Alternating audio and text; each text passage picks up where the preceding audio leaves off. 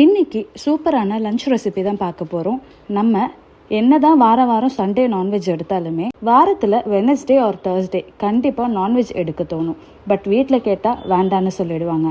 But நமக்கு சாப்பிட்டே ஆகணும்னு தோணும். அந்த மாதிரி டைமில் இந்த ரெசிபியை செஞ்சு சாப்பிட்டு பாருங்கள். நான்வெஜ் கிரேவிக்கு ஈக்குவல் டேஸ்ட்டோடு இருக்கும். இன்றைக்கி நம்ம செய்ய போகிறது எண்ணெய் கத்திரிக்காய் குழம்பு.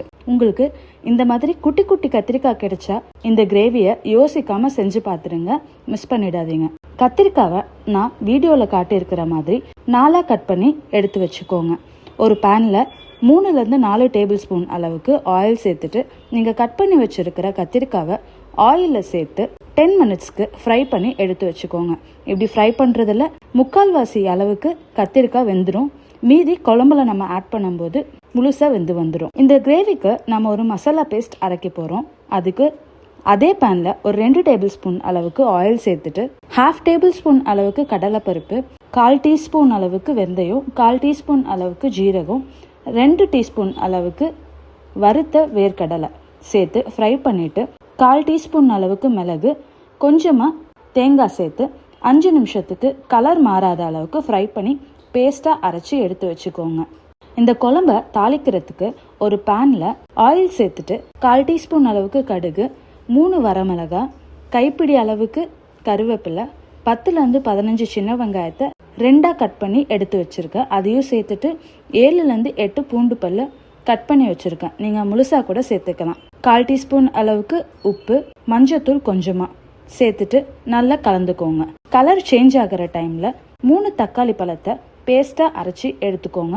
அதையும் இதில் சேர்த்து நல்லா மிக்ஸ் பண்ணிக்கலாம். 2 நிமிஷத்தில் எண்ணெய் தனியாக பிரிஞ்சு வர ஆரம்பிச்சிடும்.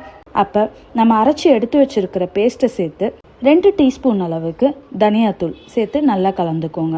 வேணும்னா கொஞ்சமாக தண்ணி ஆட் பண்ணி நல்லா மிக்ஸ் பண்ணிக்கோங்க. அண்ட் ஒரு பெரிய நெல்லிக்காய் அளவுக்கு புளி கரைச்சி எடுத்து வச்சுருக்கேன். அதையும் இதில் சேர்த்துட்டு உங்களுக்கு தேவையான அளவுக்கு தண்ணியை ஆட் பண்ணி ஒரு 5 நிமிஷத்தில் குழம்பு நல்லா கொதிக்க ஆரம்பிச்சிடும். அந்த டைமில் நம்ம ஆல்ரெடி ஃப்ரை பண்ணி எடுத்து வச்சுருக்க கத்திரிக்காவை சேர்த்துட்டு 5 நிமிஷம் மூடி போட்டு மூடி வச்சிங்கன்னா கத்திரிக்காய் நல்லா வெந்து வந்துடும். அண்ட் இந்த டைமில் குழம்புக்கு ரொம்பவே டேஸ்ட்டு கொடுக்குற இன்னொரு முக்கியமான விஷயத்தை தான் ஆட் பண்ண போகிறோம். அதுதான் வெல்லம். நீங்கள் சின்ன துண்டு வெல்லமாக சேர்த்துக்கலாம். இல்லைன்னா நான் ஆட் பண்ணியிருக்கிற மாதிரி நாட்டு சக்கரை இருந்தால் கூட ஒரு டீஸ்பூன் அளவுக்கு சேர்த்துக்கோங்க. சேர்த்துட்டு ஒரு 2 மினிட்ஸ் கொதிக்க விட்டுருங்க. இந்த ரெசிபி நான்வெஜ் குழம்புக்கு டஃப் கொடுக்குற மாதிரி கண்டிப்பாக இருக்கும். ஃபைனலாக கொத்தமல்லியை பொடியாக கட் பண்ணி சேர்த்துக்கோங்க. ரொம்ப டேஸ்டியான எண்ணெய் கத்திரிக்காய் குழம்பு ரெடி. சுட சுட சாதத்தோட இந்த குழம்பு வச்சு சாப்பிட்டா அல்டிமேட்டாக இருக்கும். செஞ்சு பார்த்துட்டு எப்படி இருந்துச்சுன்னு சொல்லுங்கள்.